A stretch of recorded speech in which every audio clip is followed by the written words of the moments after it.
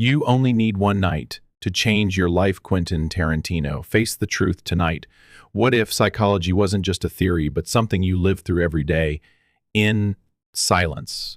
What if your pain, your hesitation, your quiet breakdowns are not signs of weakness, but invitations to heal? This video isn't here to teach you from a textbook.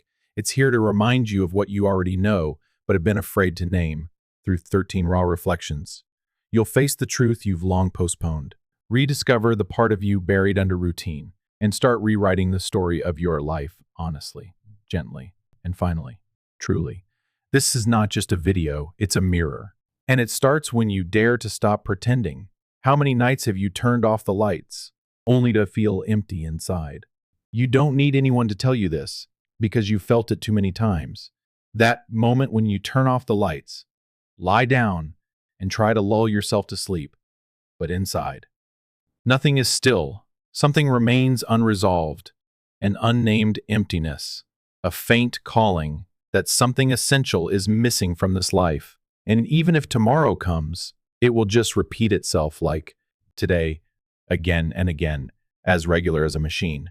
But with a soul slowly running dry, we often think that change requires something grand, something that demands heavy preparation, that we need motivation, that we need someone to walk with us. But perhaps you've been quietly waiting for that for too long, and eventually you realize motivation never arrives. Others don't truly understand, and you yourself are sinking further into confusion. The issue isn't that you're not good enough. It's that you've become too familiar with postponing the truth. You've gone to bed countless nights with the feeling that you're not living, right? But instead of doing something differently, you pretend nothing's wrong. You watch another few entertaining videos.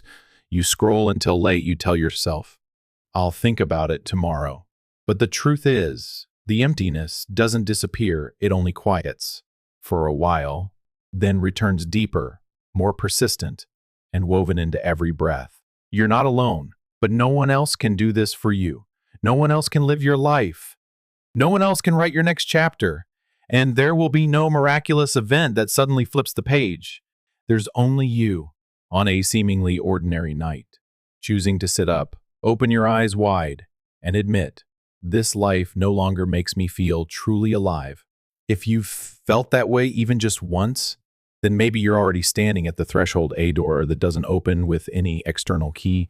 It opens with a decision, a whispered sentence. A seemingly small action that's powerful enough to shift your entire orbit. No one sees what you're facing in the dark. But, even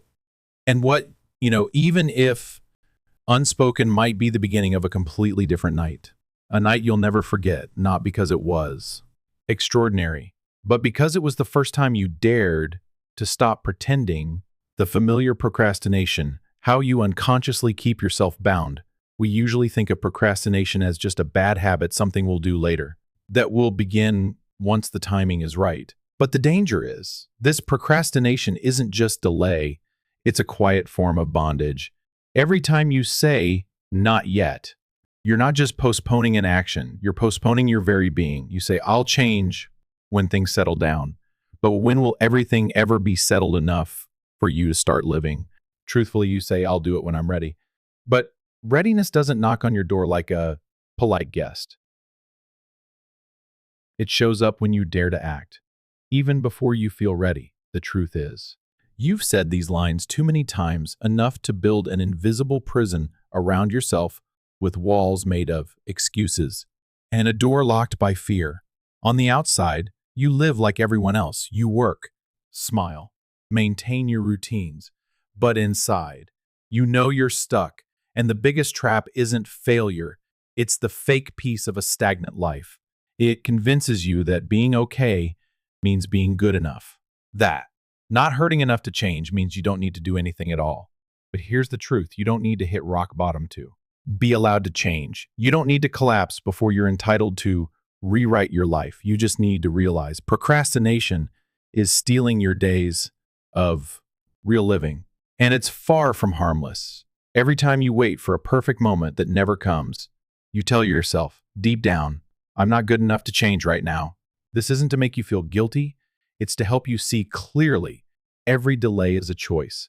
And that choice, even if silent, shapes the person you are becoming. So the question is, do you really want to keep living like this just because you're afraid to begin, or are you tired of going in circles with no way out? You know what you need, and if you have the courage to admit it, even for a fleeting second, then procrastination no longer holds power over you.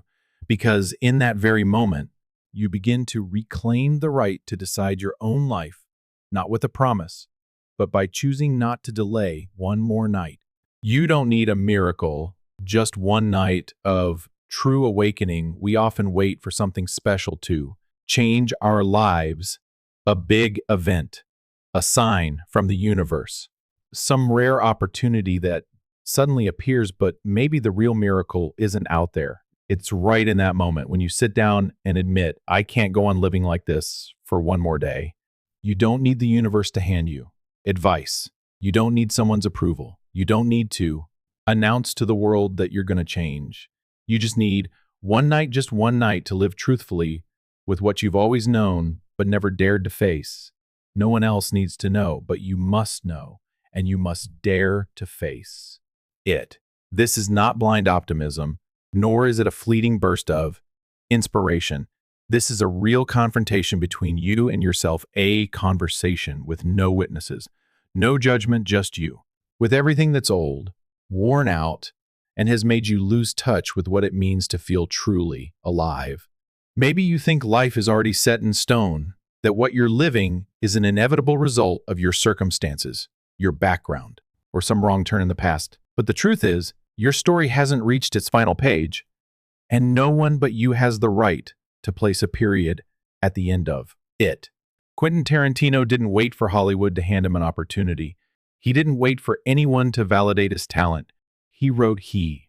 Imagined he sat alone in silent rooms and reimagined the world in his own way. And thus, an ordinary man became a cinematic legend, not because of luck, but because he didn't wait for a miracle. He created one by not refusing his own night. You can do the same. You don't need to write a masterpiece. You just need to rewrite your own story, not because the world needs to see it, but because you need to live again tonight.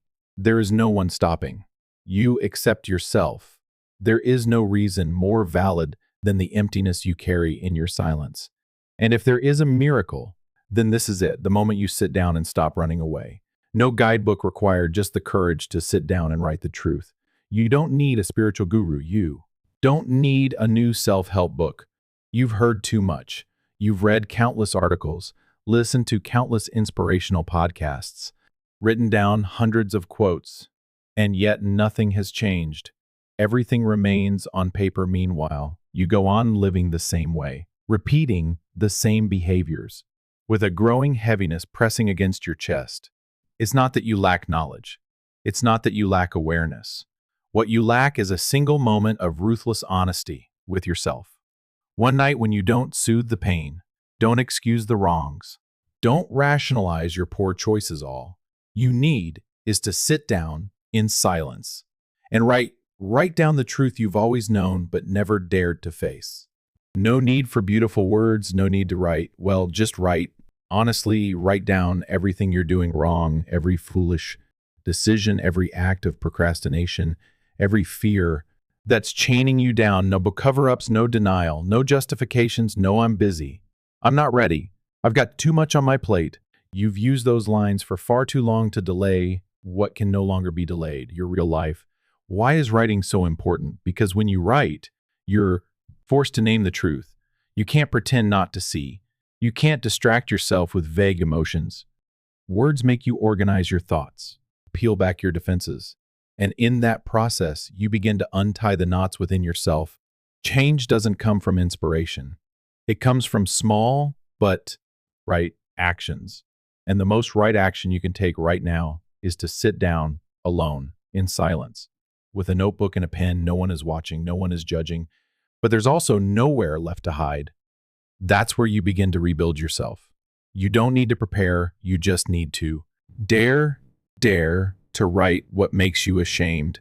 Dare to write the real reason you haven't left the job you hate. Dare to write why you're still in a relationship that hurts. Dare to name the fear you've always avoided. When you do that, you've turned to a completely new page, a page no longer written by avoidance, but by courage. And it all begins with a single line: I can't keep living like this anymore. The truth is hard to swallow, but it's your only way out. Truth doesn't come dressed in beauty. It doesn't wear a white robe or bring relief. When truth is called by its real name, it often hurts. It makes you uncomfortable, makes you want to turn away, to deny, because it is raw. And for most of your life, you've learned to avoid it at all costs. You tell yourself, I'm fine. But you're not. You don't sleep deeply. You no longer feel excited to start the day. You feel lost in your own life. You try to fill the emptiness with things easily within reach: your phone, movies, busy work, shallow relationships. You call it living. But deep down, you're hiding. And here's the truth. You've known this for a long time. You know this job no longer suits you. You know that relationship is wearing you down. You know that habit is destroying both your health and your mind.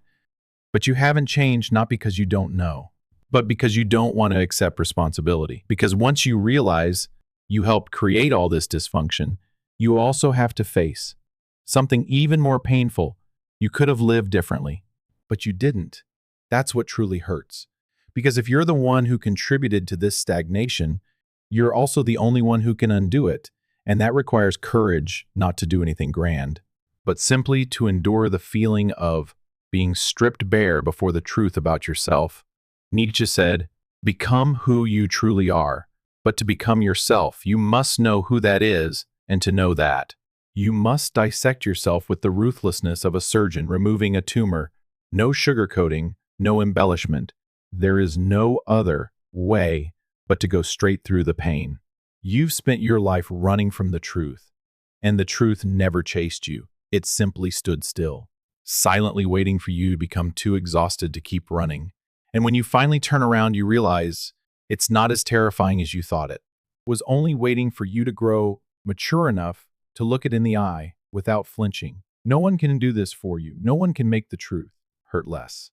But one thing is certain. Truth is the only way out. It may bring tears, but those tears will cleanse the layers of illusion you've been living with for so long, and only after truth is named can you be reborn once. And this time, for real. You're not tired. You're drowning in what numbs you. There are days when you don't want to do anything. You don't want to get up, don't want to talk, don't want to think. You call it exhaustion. But beneath that, it's not just being tired. It's the feeling of being worn down, drained by something invisible, as if a hand is constantly pulling you under, even though nothing on the outside seems all that serious. The truth is, you're not tired from doing too much. You're tired from doing too many. Things that are no longer you. Work. You don't believe in relationships. You maintain only because you're afraid of change. Empty conversations. Words you bend to fit others' expectations. Days you live as if you were someone else, piece by piece. You're being torn apart, and you call it life. Here's the truth. You're not out of energy. You're just spending it on things that no longer align with you. Roles that no longer fit. Expectations you no longer dare to reject. You're straining to survive in a system you don't even know why you're following. You're not tired. You're numb from choices you haven't stopped to reevaluate. Numb from constantly running away from your real emotions. Numb from the fear that if you stop, you'll have to face something deeply uncomfortable within. But it's that very numbness that keeps you from changing. Because to change, you need feeling both pain and desire. And when you've dulled all real sensations, what's left that's strong enough to wake you up? You don't need rest in the way you think. You need to pause and truly listen to yourself. Beneath that exhaustion lies a silence that's been forgotten. And in that silence, you'll finally see clearly. There are things slowly killing you, not with knives, but with meaningless repetition, day after day. Don't blame the times. Don't blame the world, because it's not the world that's wearing you out. It's how you respond to it. And if there's one realization that could jolt you awake, perhaps it's this: you're not tired. You just need to live truthfully again, not once, not just on weekends, but every day.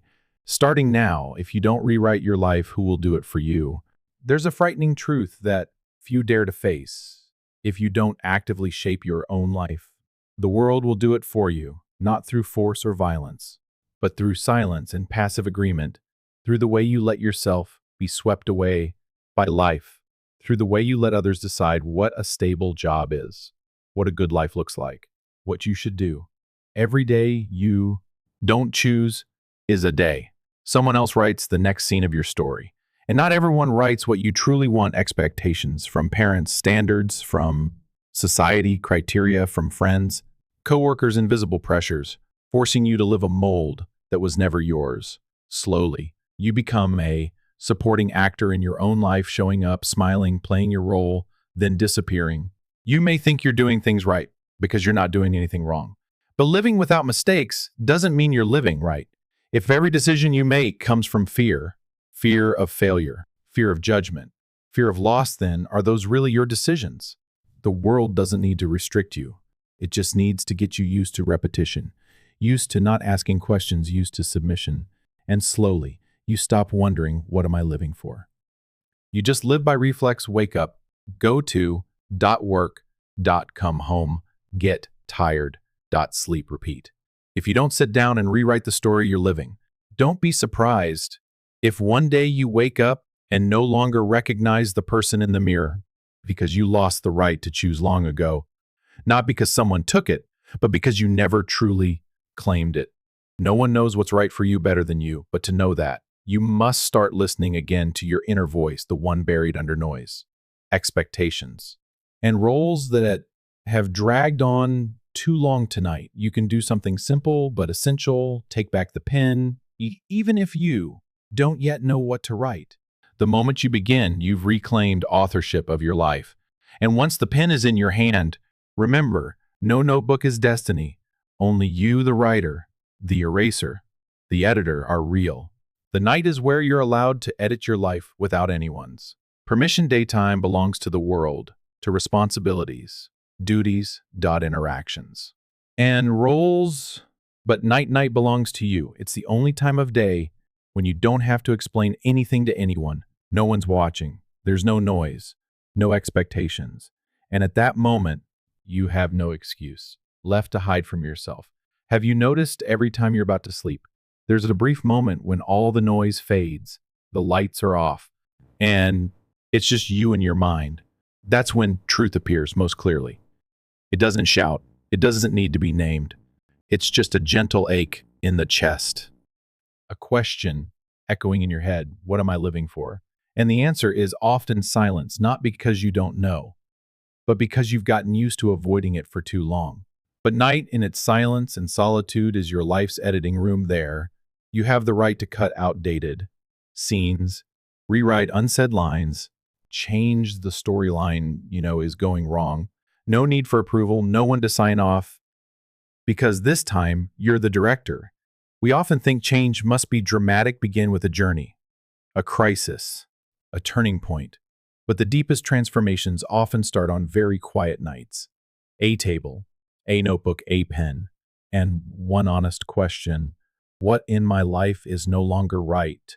You don't need to write a grand plan, just write what you know is wrong, the choices that no longer make you happy, the habits you repeat out of fear, the things you're doing just to please others.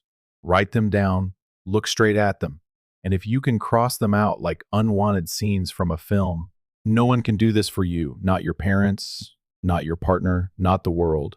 Only you, on an ordinary night with just enough courage to begin editing the script of your life. You don't need to know everything. You only need to know this: tonight's silence is the starting place for your real voice tomorrow, and you no longer need anyone's permission to live true to it. Not a single person. You don't need anything new, you just need to let go of what's old. When people feel stuck, most try to add something to their lives: a new habit, a new goal, a book, a course, an inspiring figure. But few stop to look inward and ask themselves, what needs to be removed? We forget that healing doesn't always come from addition, but from subtraction. You don't need to become a different version of yourself. You just need to remove the layers you never truly were, the expectations you carried for others, the roles you adopted, thinking they'd make you more lovable, the habits you repeated because they were easier than facing your real emotions. You've been carrying too much things that no longer fit who you are today, but because they've been with you so long, because they're familiar, you hold on to them as if they're a part of you in the end. You're not drowning from a lack of something, you're drowning because you refuse to release what's past its time. Think of your life as a film in editing before adding new scenes. You must cut the meaningless ones, the scenes that only repeat your exhaustion, the dialogue that no longer feels honest, the plot lines you continue not because you believe in them, but because you're afraid to lose the time already invested. Letting go is not giving up. It's a conscious choice to create space for what truly deserves to be there. It's telling yourself, I don't have to keep something just because I'm used to it. Tonight, you don't need to figure out how to add something grand. You just need the courage to look at what you're still clinging to that no longer makes you feel truly alive. Maybe it's a job, a relationship, a habit, or just an outdated belief you never dared to question. Write them down one by one, no need to justify or rationalize, and cross them out. That is the first step to freeing yourself from the cage you've built, and you'll see the strange thing is, it's only when you let go of what's old that you truly begin to live again, not as a new version of yourself, but as the version you were always meant to be, had you dared to clear out your life sooner. Will you remain a supporting role or dare to take center stage in your own life? Have you ever felt like you're living a life you didn't really choose? Days pass, like a script already written. The roles you play weren't taken on because you wanted them, but because someone once told you. This is what you're supposed to do. And just like that, you become a background character in your own story, showing up on cue, doing what's expected, then quietly fading backstage. Maybe you once had a dream, something that made you feel truly alive, but you put it aside for money, for expectations, for fear of failure over time. You settled into that supporting role safe, low risk, with minimal confrontation, but also with little joy, little meaning, and little sense of being truly alive. The scary part is, resignation doesn't come from one big decision. It comes from very small, quiet choices. When you say whatever, when you think, I'll do it later, when you let others decide for you, those silent moments over the years have turned you into someone else polite, pleasant, and invisible. But let's be honest, you weren't born to be forgotten, not to silently act out a role that was never yours. The stage of your life is waiting for one thing, for you to step up. With a script you've written yourself. It doesn't have to be perfect. It doesn't have to be praised. It just has to be real. You just have to be brave enough to say, I won't keep living someone else's life. You don't need to change everything overnight, but you can begin with one question. If I were the main character in this story, what would I do differently right now? And if you don't know where to start with what you've been avoiding, the place that tightens your throat when you think about it, the place you know you need to face, but always turn away from. The lead role isn't for the perfect. It's for the one who dares to live with their truth, even if it means starting again from zero. And tonight may just be the moment you step out of the wings, not to become someone else, but to become yourself, the one long buried beneath the masks.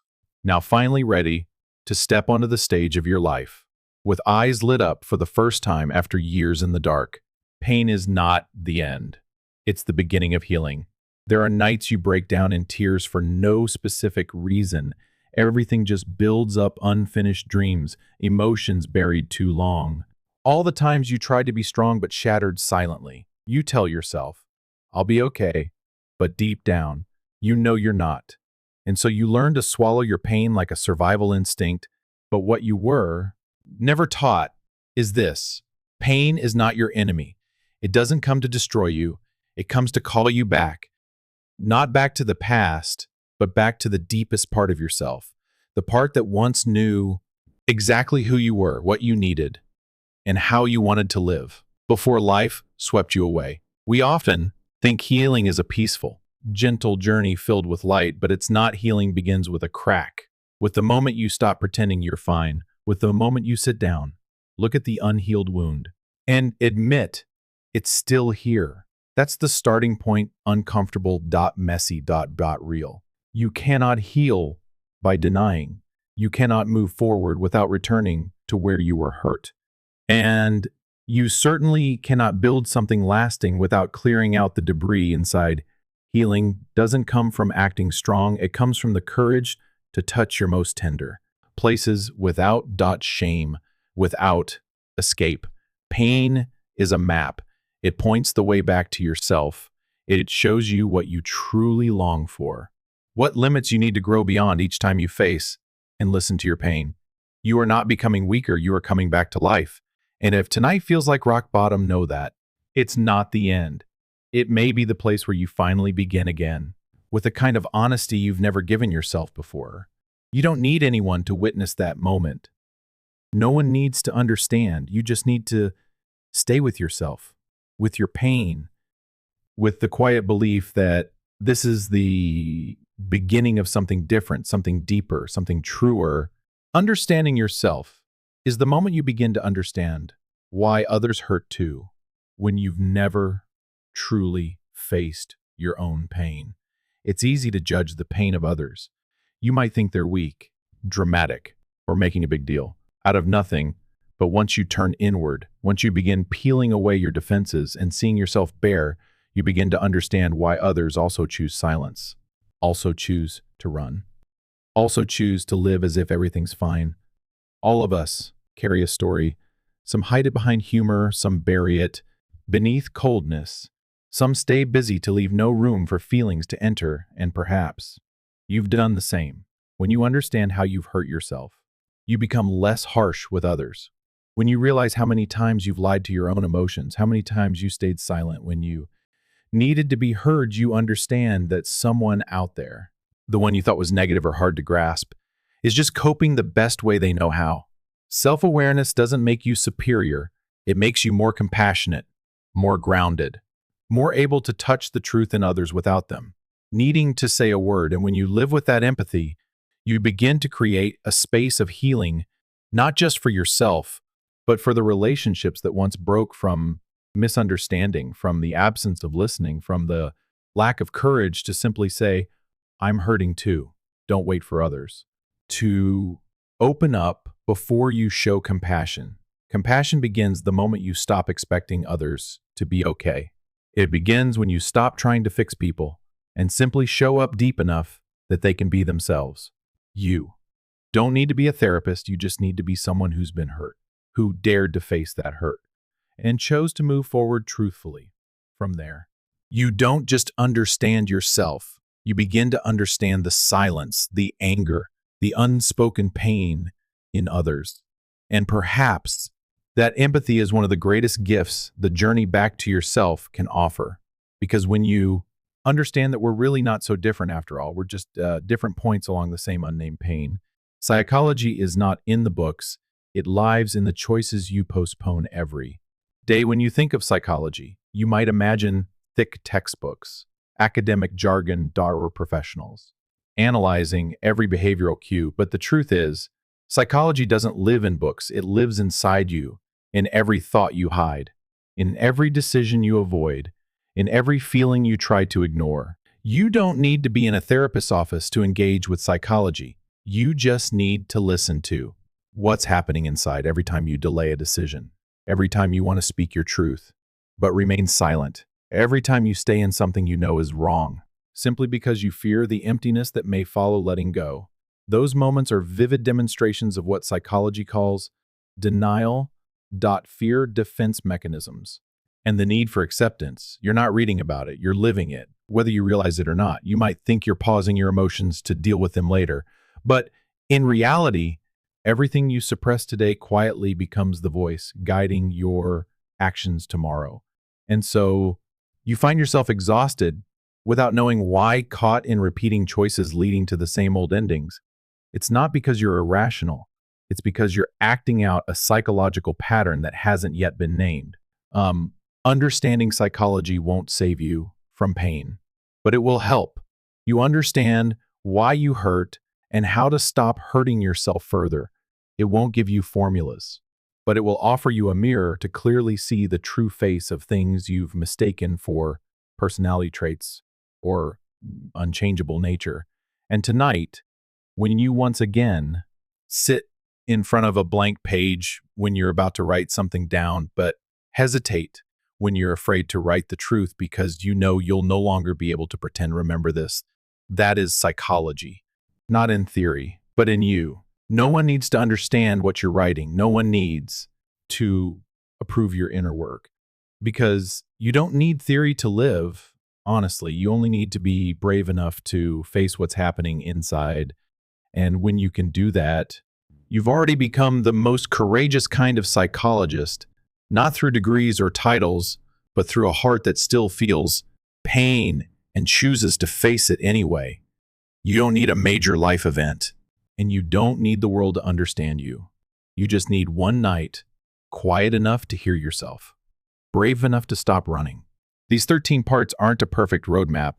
They're a reminder the deepest changes begin from within. From the moment you dare to be honest with yourself for the first time after years of pretending. And if something here has touched you, leave a comment. I've started rewriting my story. Don't forget to like this video to help it reach others who need it, and subscribe to the channel so we can continue this journey of healing and awakening together.